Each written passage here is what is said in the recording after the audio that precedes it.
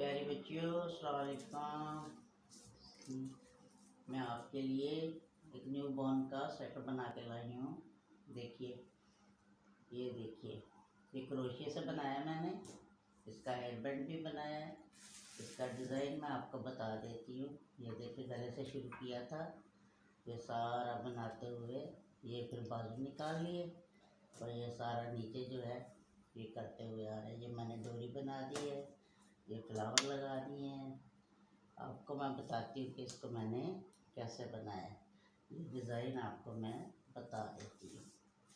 ये देखिए, आपको ये पसंद आएगा। ये इसका हेयर बैंड है।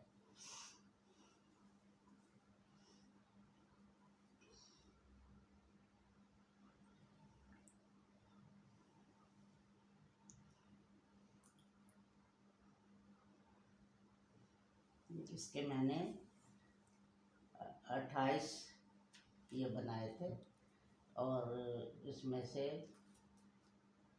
ये मैंने 16 निकाल लिए और बाकी जो थे आगे पीछे के कर दिए।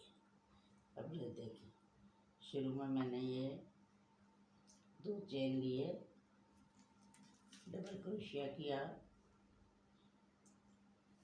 फिर डबल क्रोशिया किया, ये देखिए, फिर 2 चेन लेके इस पहले वाले के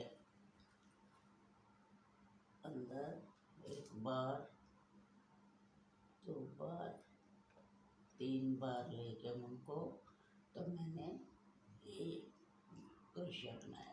फिर इसके अंदर 2 चेन लिए, फिर इसी के अंदर ये देखिए 1 बार,